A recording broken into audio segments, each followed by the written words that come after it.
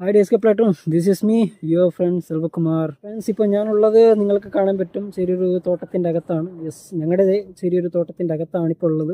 അപ്പോൾ ഈ തോട്ടത്തിലേക്ക് ഞാൻ ഇന്ന് വന്ന് വീഡിയോ ചെയ്യുന്നതിനുള്ള കാരണം ചിലപ്പോൾ നിങ്ങൾക്ക് വിചാരിക്കും ഇവൻ എന്തെങ്കിലുമൊക്കെ കൃഷിനെ കുറിച്ചൊക്കെ ആയിരിക്കും സംസാരിക്കാൻ പോകുന്നതൊക്കെ നിങ്ങൾ വിചാരിക്കും. എന്തായാലും ഞാൻ കൃഷിനെ കുറിച്ചൊന്നും സംസാരിക്കാനായിട്ട് ഈ വീഡിയോയിൽ പോകുന്നില്ല.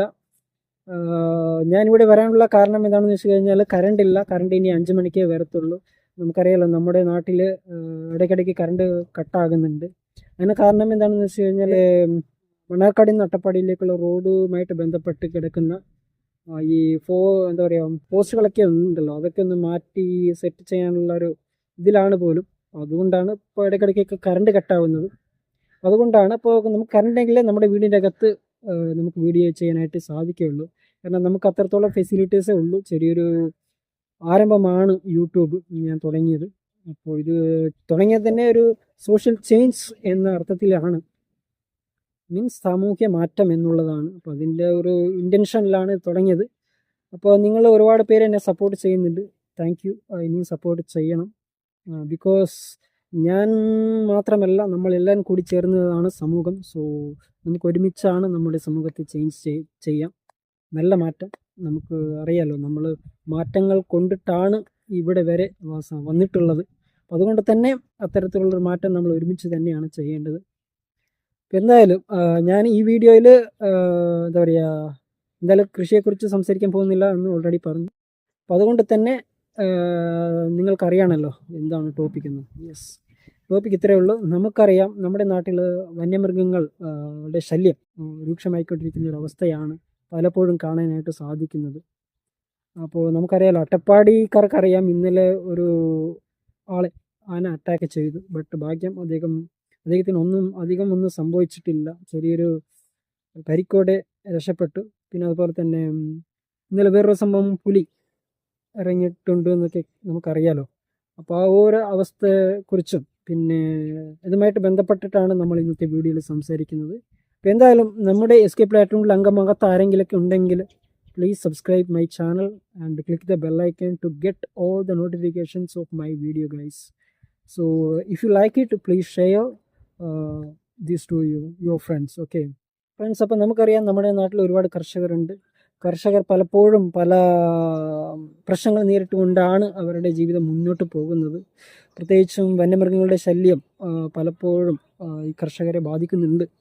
തീർച്ചയായിട്ടും പലപ്പോഴും വാഴകളെ ആന നശിപ്പിക്കുന്നതും പിന്നെ പന്നികൾ വന്നിട്ട് ഇടിച്ചു കയറി കൃഷിയെല്ലാം നശിപ്പിക്കുന്നതൊക്കെയുള്ള വാർത്തകൾ പലപ്പോഴും നമ്മൾ കേൾക്കാറുള്ളതാണ്.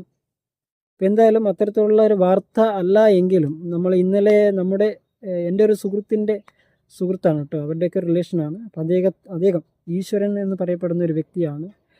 കൂടൻചാള എന്നാണ് അദ്ദേഹത്തിൻ്റെ ഊര്. അപ്പോൾ അദ്ദേഹം ഈ പണിക്ക് പോയിട്ട് വരുന്ന ആ സമയത്താണ് ആക്ച്വലി ആന അറ്റാക്ക് ചെയ്യുന്നത്. പൊതുവേ ആ സ്ഥലങ്ങളെല്ലാം ആന ഉള്ള ഏരിയ ആണ്. പക്ഷേ ഈ കുറച്ച് കാലങ്ങളായിട്ട് ആന ഒന്നും ആ ഏരിയയിൽ കാണപ്പെട്ടിട്ടുണ്ടായിരുന്നില്ല എന്നാണ് അവിടെയുള്ള ആൾക്കാർ പറയുന്നത്. അപ്പോൾ അത് പെട്ടെന്ന് ഇന്നലെ മീൻസ് മിനിഞ്ഞാന്ന് രാത്രി പെട്ടെന്ന് ആ സമയത്ത് ആന വരികയാണ് ചെയ്തതെന്നാണ് അവിടുത്തെ ആൾക്കാർ പറയുന്നത്. പൊതുവെ വരാറില്ല, ബട്ട് അന്ന് ആന വന്നു എന്നാണ് പറയുന്നത്. അപ്പോൾ ആ സമയത്ത് ചക്കയൊക്കെ ഉണ്ടല്ലോ, നമുക്ക് ചക്ക. അപ്പോൾ ഈ ചക്ക പഴുത്തത് കൊണ്ടും അത്തരത്തിലുള്ള ഫ്രൂട്ട്സൊക്കെ നമുക്ക് ഈ സമയത്ത് അവൈലബിൾ ആണ് പല സ്ഥലത്തും. അപ്പോൾ ഈ ചക്കയുടെ സ്മെല്ല് കണ്ടു കഴിഞ്ഞാൽ ആന അവിടെ വരും എന്നാണ് പറയുന്നത്. അപ്പോൾ അത് പറിച്ചെടുത്തിട്ട് കഴിക്കുന്ന ആ ഒരു സമയത്താണ് ആക്ച്വലി ഇദ്ദേഹം ജോലിക്കൊക്കെ, മീൻസ് കൂലിപ്പണിക്കാരനാണ് അദ്ദേഹം. അപ്പോൾ പണി കഴിഞ്ഞ് വീട്ടിലേക്ക് മടങ്ങുകയായിരുന്നു. അപ്പോൾ വരുന്ന വഴിയിലാണ് ആനയുമായിട്ട് ഏറ്റുമുട്ടുന്നത്. അപ്പോൾ ഇദ്ദേഹത്തെ ആന അറ്റാക്ക് ചെയ്യുകയാണ്. അപ്പോൾ അറ്റാക്ക് ചെയ്തിട്ട് എന്തോ ഭാഗ്യം, അദ്ദേഹത്തിന് വലിയൊരു പരിക്കുകളൊന്നും തന്നെ ഉണ്ടായിട്ടില്ല. എന്നാലും ഈ വാരിയെല്ലിൽ ചെറിയൊരു ഫ്രാക്ചറൊക്കെ ഉണ്ട് എന്നാണ് പറയുന്നത്. അന്വേഷിച്ചതിൽ പിന്നെ അദ്ദേഹത്തെ കോട്ടത്തറ ആശുപത്രിയിലേക്ക് കൊണ്ടുവന്നിട്ട് അഡ്മിറ്റ് ചെയ്യുകയൊക്കെ ചെയ്തു എന്നാണ് പറയുന്നത്.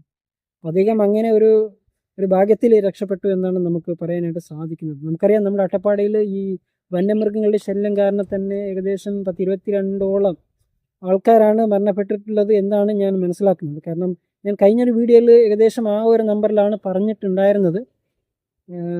എന്തായാലും I am not sure about it. ഏകദേശം 22 എന്നാണ് ഞാൻ മനസ്സിലാക്കുന്നത്. അത്രത്തോളം ആൾക്കാരാണ് ഈ ആന കൊണ്ട് മരണപ്പെട്ടിട്ടുള്ളത്. ഇതെന്ന് പറഞ്ഞത് വളരെ നമ്മൾ എന്താ പറയുക ശ്രദ്ധിക്കേണ്ട ഒരു കാര്യം ആണ് ആക്ച്വലി. കാരണം നമ്മുടെ ജനവാസ മേഖലയിലേക്ക് ആന കടന്നു വന്ന് അറ്റാക്ക് ചെയ്യുക എന്നുള്ളത് ഒരിക്കലും നമുക്ക് അംഗീകരിക്കാനായിട്ട് സാധിക്കില്ല. അപ്പോൾ അതിന് എന്തായാലും തീർച്ചയായിട്ടും നമ്മൾ തന്നെയാണ് അതിന് വേണ്ട നടപടികളൊക്കെ എടുക്കേണ്ടത്.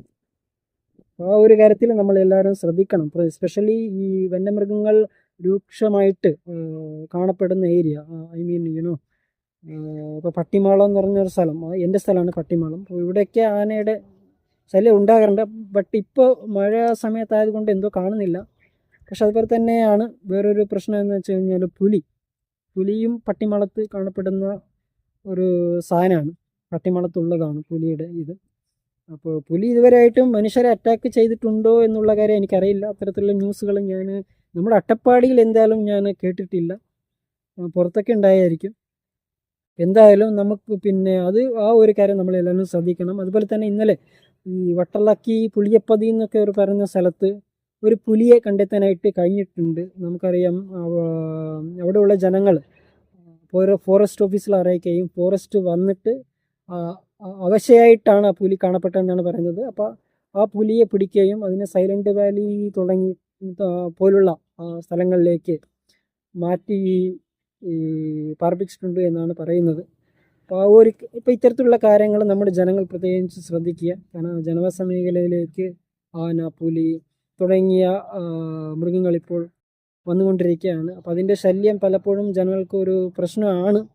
അപ്പോൾ അതിന് വേണ്ട നടപടികളൊക്കെ ജനങ്ങൾ തന്നെയാണ് എടുക്കേണ്ടത്. ജനങ്ങളുടെ ഒരു സ്റ്റെപ്പ്, നിയമപരമായിട്ടുള്ള കാര്യങ്ങൾ നീക്കി മുന്നോട്ട് പോവുക.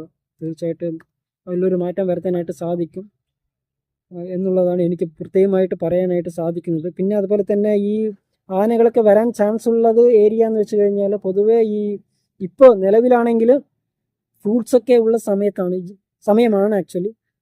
ജാക്ക് ഫ്രൂട്ട്, മാംഗോസ്, പിന്നെ അതുപോലെ തന്നെ പലതരത്തിലുള്ള ഫ്രൂട്ട്സുകൾ ഉണ്ടെങ്കിൽ ആന തീർച്ചയായിട്ടും, പ്രത്യേകിച്ചും ഒരു പ്രൊട്ടക്റ്റഡ് ഏരിയ അല്ല എങ്കിൽ ആന എന്തായാലും അറ്റാക്ക് ചെയ്യും.